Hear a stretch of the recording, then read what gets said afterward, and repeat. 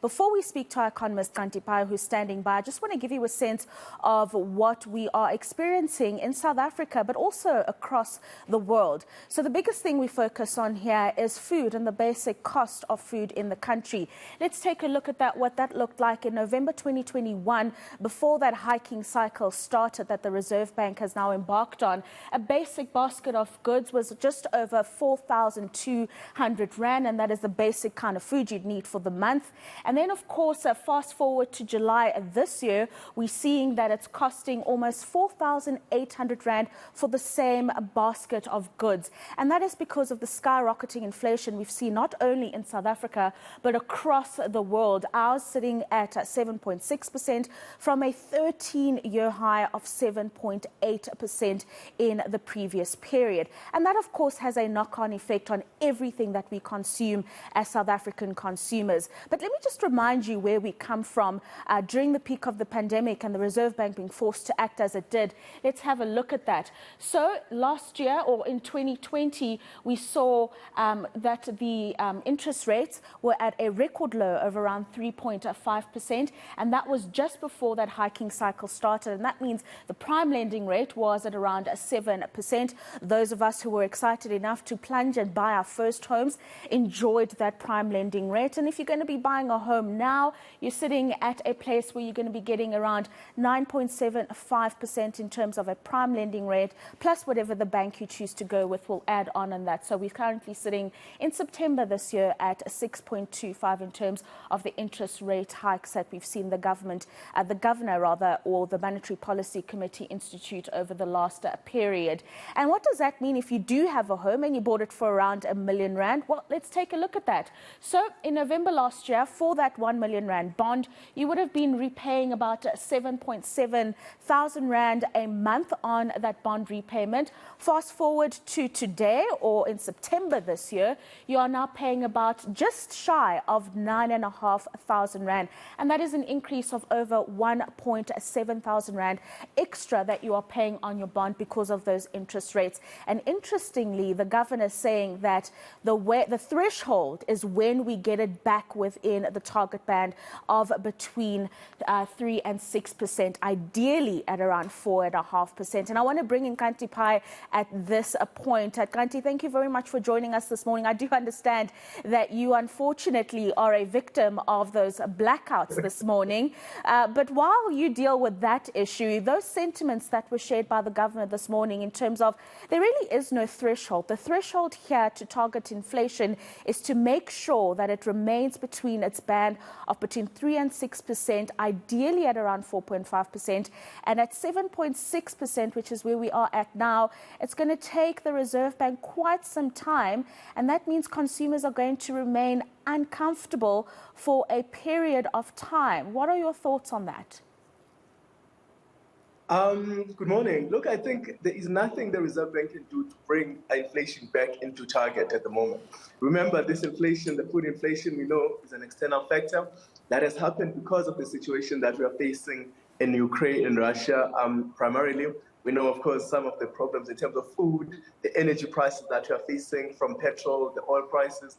That all has to do with not so much the demand we have for food in South Africa, where that might be something they're trying to control for.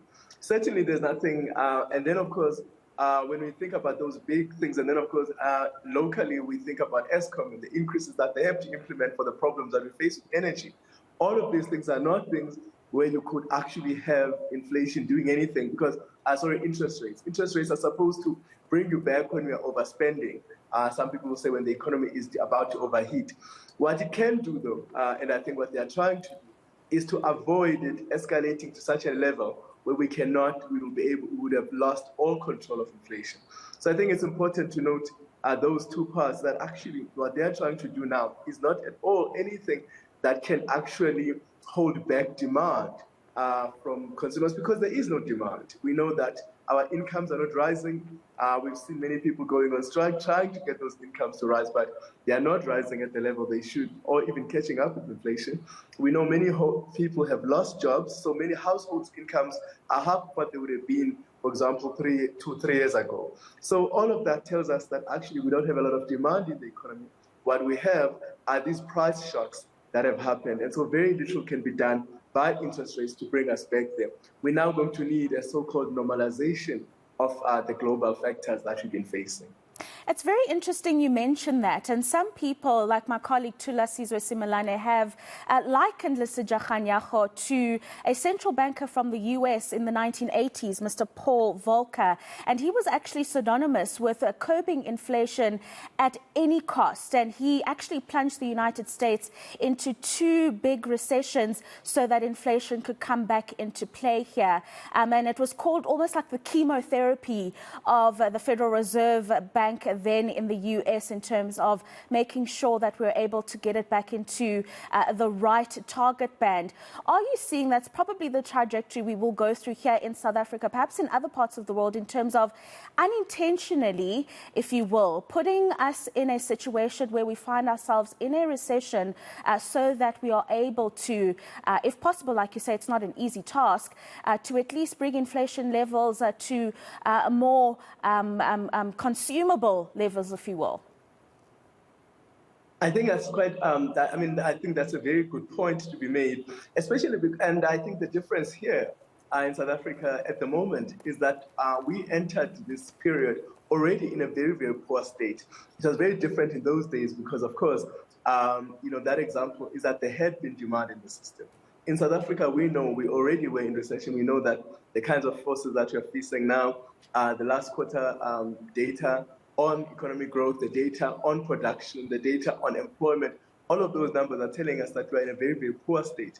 So we are already, if you look at the right kinds of indicators, already in a very, very poor state. We're already in recession if you think about, especially in the ways the Americans would have looked at recession. So our situation is quite weak already. So what we are facing now, I like your example, for example, of the property sector. When you talk about those of us who decided to buy homes during the good days, those people who bought new cars, all of those meant actually that there were other people who were building new, if you drive around Johannesburg, you see the new estates that have been coming up. That has been good economic activity for construction workers, for the construction sector.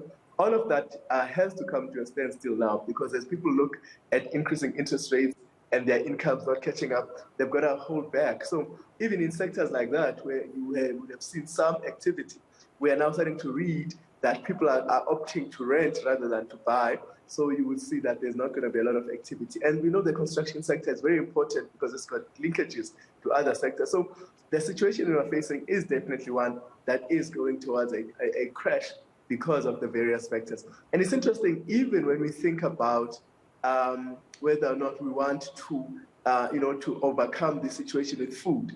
If you were a farmer wanting to invest in foodstuffs, to try and build up some of these reserves, you wouldn't do it if you're worried about rising interest rates. So that is really the nature of the situation that we are facing. And it's quite correct that there are really difficult days ahead. No, absolutely. And then finally, the governor mentioning something very important, Xhanti, in his engagement with my colleagues earlier on. He said that monetary policy alone cannot be the thing that fixes the economy or makes sure that inflation remains in check. There needs to be a host of things that are done, including policies around our fiscal policy, trade policies. And I wonder if you agree with that he's saying that it's not just the role of the central bank. All the important and related stakeholders need to come on board and make sure that policies are aligned to make sure that South African consumers are living as best as they can in the current times. No, there's no doubt about that, monetary policy alone cannot help improve things. But we also know that it can help to make them worse. And I think that's the important thing here. So it's quite right, and he said this for a number of years, since he's been governor, that monetary policy alone, and that's quite true. You need a host of other interventions. We know these issues about investing in energy, in making sure we invest in infrastructure, the issues at Eskom and Transnet. All of those things are absolutely true. Making sure we spend appropriately, those things are very true. In agriculture, those things are true. But we also know at the stage we are in, that monetary policy could play a rather harmful role, and I think that's quite true, and I think the examples that you're saying. But at the same time, no, there is no not mentioning, of course, that the governor is in a rough spot because he is trying to stop inflation from running away from us, but at the same time, that kind of medicine. And I think many people have said for a long time that perhaps we need different and better instruments to deal with this, because we've got one blunt instrument, which is the interest rate, and perhaps we need other instruments that we can employ to help us in this fight for fighting of stable prices, because clearly one instrument is one too few.